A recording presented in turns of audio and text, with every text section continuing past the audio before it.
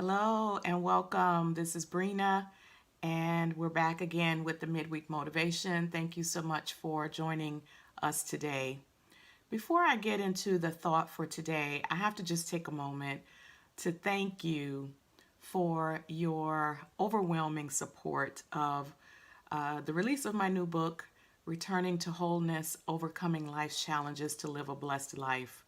It was officially released on Friday and it became an Amazon top seller by Saturday. So thank you so much, and I give God all the praise for what He's doing through me with the book. So thank you for your support. If you haven't had an opportunity and you would like to get a copy, you can go over to Amazon and pick one up today. All right, so the thought for today is moral leadership. And I've really been thinking about this for the last couple months and just trying to gather my thoughts in light of everything that has been happening. 2020 has been a doozy, to say the least.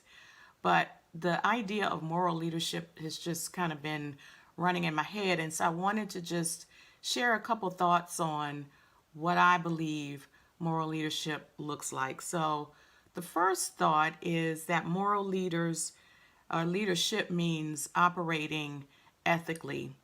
And I do want to support my thoughts with scripture. So we're coming from Proverbs chapter 16, verse 12. And it says, "A king detests wrongdoing, for his rule is built on justice." And this is the New Living Translation. So, as leaders, as moral leaders, we should not tolerate wrongdoing, nor should we be engaged in wrongdoing ourselves. And we should surround ourselves with those who operate in the highest ethical standards, as we should also. So that's the first thought. Moral leadership means operating ethically. Secondly, I believe that it means seeking wise counsel. Again, coming from Proverbs 15 and 22, it says, "Plans go wrong for lack of advice. Many advisors bring success." Now, how many of you listening today know everything? Raise your hand. My hand is not raised because I don't know everything. So as leaders, as moral leaders, we should surround ourselves with those who have expertise and experience that we don't, because we can't know everything. We don't know everything. And so if we want to be effective, we should surround ourselves with those who can help us add to our knowledge, because we don't possess all of the knowledge. So that's the second point. And the last point, moral leaders should operate in integrity. Proverbs 16 and 13 says, "The king is pleased with words from righteous lips. He loves those who speak honestly." So not only should those whom the leader surrounds himself with speak honestly, so should the leader. And what we say should line up with what we do.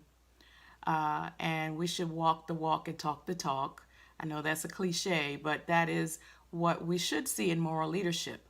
Our actions and our words should be lining up. And we should be committed to doing what's right even when no one is watching. That's what integrity is. One of my favorite authors is John Maxwell, and he writes a lot and teaches and speaks a lot about leadership. And there's a good quote from him about that. And he says, "Leadership has less to do with position than it does disposition." So it's not about a title or position we may hold, but it's about who we are on the inside, our disposition, because it definitely comes out. Whatever's on the inside comes out in our leadership. So as we look around our world and our society today, we might be a little disappointed that there's a lack of moral leadership.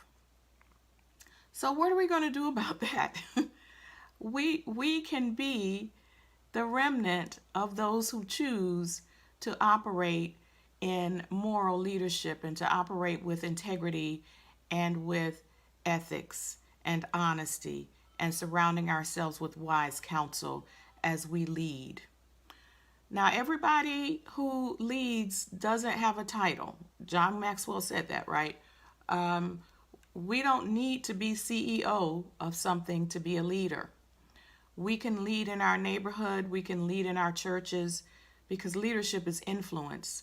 So, whether you have a title or not, you can still lead. And you can lead with morals and ethics and integrity. So that's my challenge for you today is we may not see a whole lot of moral leadership right now, but you can be the change that we want to see.